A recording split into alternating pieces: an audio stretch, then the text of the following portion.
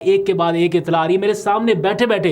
हामिद रज़ा जो है वो अपना मोबाइल जो है वो बता रहे थे, दिखा रहे थे उनको असद कैसर को, और कह रहे थे कि ये एक और चीज़ है, ये नई अपडेट आई है। तो असद कैसर जो है वो देख के हैरान थे कि ये क्या हो रहा है। और असद कैसर ने ये बात की कि ये जिस किस्म का माहौल चल रहा है, मैं कौमी असम्बली से रिज़ाइन करने के बारे में सोच रहा हूँ। ये असद कैसर जैसा सीनियर पॉलिटिशियन बता रहा था कि मैं शायद रिज़ाइन कर जाऊँ कौमी असम्बली से।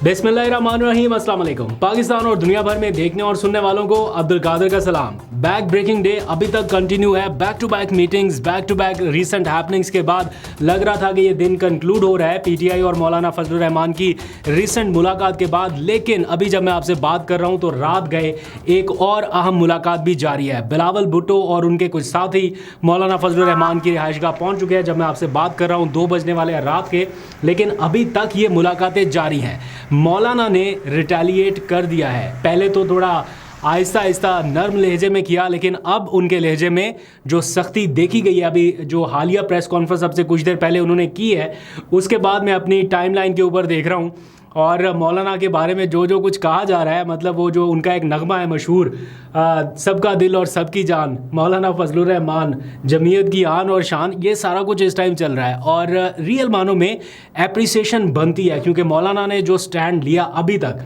कल को क्या हो कुछ पता नहीं है, क्योंकि हर रोज़ कुछ ना कुछ ऐसा हो रहा है। लेकिन अभी तक का उनका जो स्टैंड है, मतलब आप इमेजिन करिए कि हुकूमत ने अपने अच्छे खासे सबसे मजबूत इत्तेहादी को भी अपने ख़िलाफ़ कर लिया, अपने से नाराज़ कर लिया, और वो इत्तेहादी अब हुकूमत को कह रहा है, अल्टीमेटम दे रहा है कि कल तक का वक्त है, अपने आप को सही करो, इस्लाह करो, वरना हम मुज़ाकरात से भी पीछे हट जाएंगे।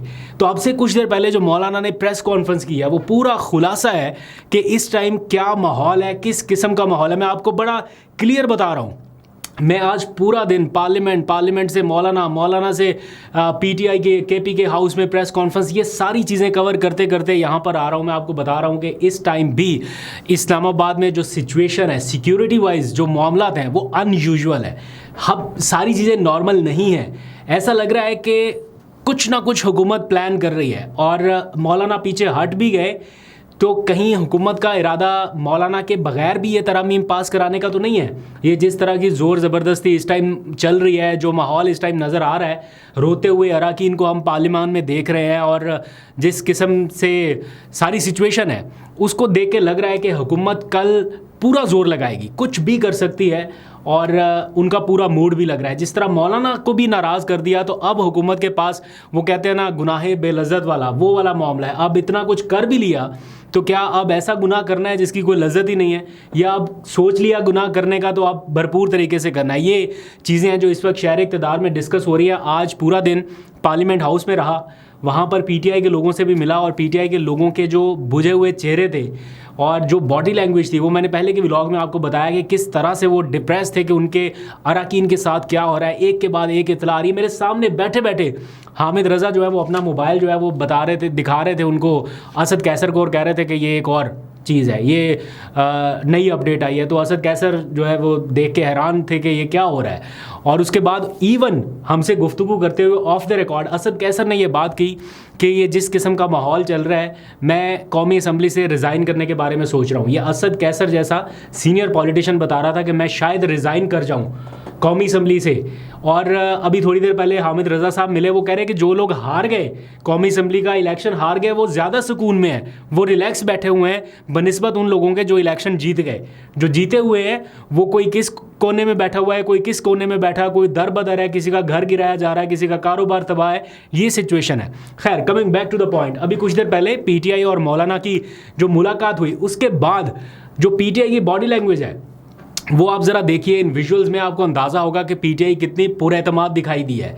ऑल दो के हुकूमत के कैंप में भी कुछ ना कुछ होगा, उनकी बास्केट में भी अभी कोई ना कोई सरप्राइज़ रखा होगा। उनको अंदाज़ा होगा कि अगर मौलाना के बंदों के साथ ये कर रहे हैं हम, और इसके बदले में मौलाना रिटेलिएट कर सकता है, या मौलाना कोई ना कोई ऐसी चीज़ कर सकता है, हमें उनकी ज़रूरत भी है, फिर भी तो उन्होंने कोई ना कोई ऑल्टरनेट रखा होगा। अच्छा, अब कुछ लोग कह रहे हैं कि ऐन मुमकिन है कि सुबह इलेक्शन कमीशन ऑफ पाकिस्तान जो है वो मखसूस नशिस्तें बांट दे हुक्मरान इत्तेहाद को। इसीलिए कुछ इतलात आ रही है कि हुकूमत ने उन अराकीन को भी इस्लामाबाद बुला लिया है जिनको मखसूस नशिस्तें पहले अलॉट हुई थी, फिर वो मुअत्तल हो गई थी।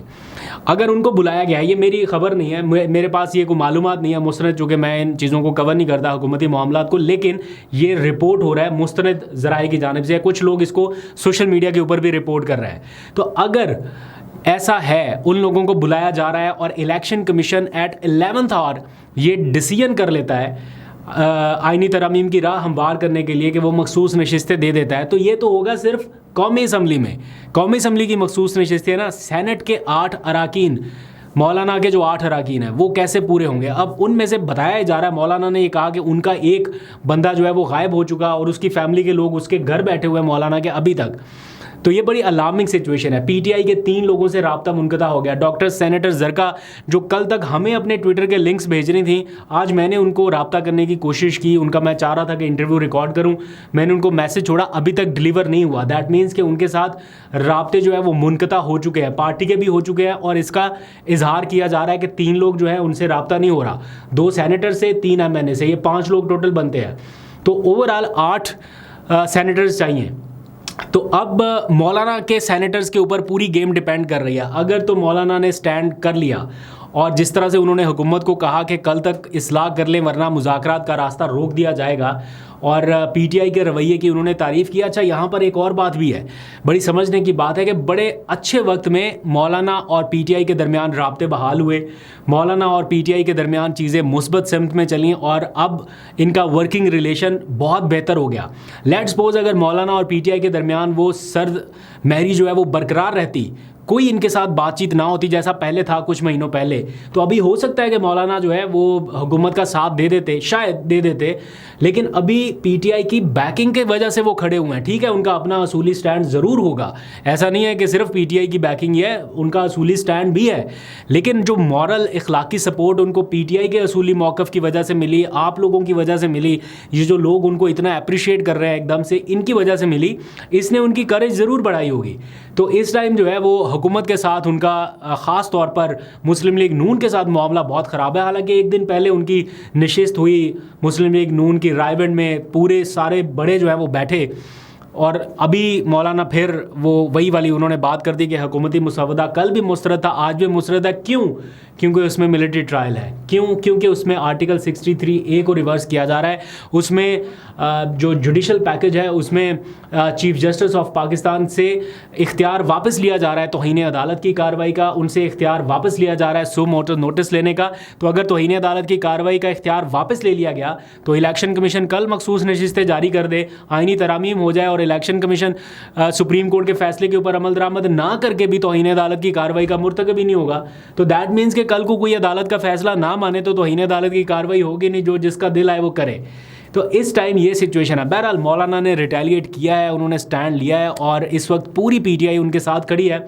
इवन पीटीआई ने यह कह दिया कि हम कल मौलाना के साथ एक और मीटिंग करके मुसवदे को हतमी शक्ल दे देंगे, यानी वो मुसवदा जिस पर पीटीआई आना ही नहीं चाहती थी, जिसकी तरफ पीटीआई जाना ही नहीं चाहती थी, वो भी कह रही है कि हम मौलाना के मुसवदे के साथ खड़े हैं और इसको फाइनलाइज करेंगे। तो पीपल्स पार्टी और मुस्लिम लीग नून एक तरफ, मौलाना और पीटीआई एक तरफ। लेकिन इसमें जो मुश्तरका चीज़ है वो है बिलावल, जो कि मौलाना के साथ भी कहीं ना कहीं कनेक्टेड है और पीएमएलएन के साथ भी। तो अभी कुछ देर पहले इतला ये मिली कि बिलावल पहुंच गए रात के 2 बजे मौलाना की रिहाइशगाह, और हो सकता है ये जो मामला ख़राब हुए हैं, मौलाना को बड़ा गुस्सा है कि उनके अराकीन भी उठाए जा रहे हैं। अख्तर मैंगल के साथ क्या हुआ उसका हवाला उन्होंने दिया। अख्तर मैंगल के जमात की जो खातून रुकने असम्बली हैं, आज उन्होंने जिस तरह से रोते हुए अपनी तकरीर का इख्तिताम किया और जो मीडिया के सवालों का जवाब देते हुए उन्होंने एतराफ़ किया कि उनके ऊपर दबाव है, प्रेशर है। तो ये सारी चीज़ें झुठलाई तो नहीं जा सकती, ये सारे एविडेंस ऐसे हैं जिसको पॉलिटिकल एलीट नहीं छुपा सकती। आप देखें, ऐसा लग रहा है कि जैसे सिर्फ आवाज़ उठाने वाले, बात करने वाले ये पीटीआई के ही लोग हैं जो आवाज़ उठा रहे हैं। पीएमएलएन का वर्कर जो है वो लाताल्लुक दिखाई दे रहा है। वो अगर तनकीद नहीं कर रहा या तारीफ़ नहीं कर रहा तो वो तनकीद भी नहीं कर रहा, वो खामोश है, बिल्कुल साइलेंट मोड पे चला गया, जैसे उनको कोई परवाह नहीं है कि क्या हो रहा है क्या नहीं हो रहा, कोई इख्तलाफ नहीं कर रहा, कोई अपनी राय नहीं दे रहा। तो ये जो बोलने वाले लोग हैं ये भी ऐसा जो बोलता है वो बस फिर ये है कि जनाब ये तो पीटीआई का कारकुन है, ये तो यूथिया है, ये तो ये है तो वो है। तो इस तरह की चीज़ें सुनने को मिलती है। बहरहाल इस टाइम बड़े क्रूशल मोमेंट्स हैं, कल का दिन और ज़्यादा क्रूशल होने वाला है। आपको पार्लियामेंट से अपडेट करूँगा, अभी कुछ और अपडेट्स भी आ रही है, उनकी तरफ भी भागना है। तो ये ज़रा क्विक व्लॉग था, मैंने कहा आपको अपडेट कर दूँ कि हुकूमत अभी इस वक्त पूरा जोर लगा रही है, लेकिन मौलाना भी डट गए और उन्होंने कहा कि हम आपकी बदमाशी तस्लीम नहीं करते। ये बहुत बड़ी बात है। उन्होंने कहा एक तरफ हमारे साथ मुज़ाकरात करते हो, दूसरी तरफ हमारे बंदा उठा लिया। तो वो किसी ने कहा था ना कि वो क्या मिसाल है कि यहाँ पे हमारा मकान थोड़ी है, वो जब जद में आएंगे तो सारे के सारे ही आएंगे। तो कुछ अर्सा पहले सबको लगता था कि हम रिलैक्स हैं, हमारी तरफ कोई नहीं आएगा। अब उनकी तरफ भी जब मामला गया है तो अब उनको ज़रा लगा है पता कि वाकई में ये सारा कुछ हो रहा है। This is reality, not a joke. Anyways, अभी तक के लिए इतने। अपना बहुत सा ख्याल रखिए। फर्दर अपडेट्स पे मिलता हूँ आपको। खुदा हाफिज़।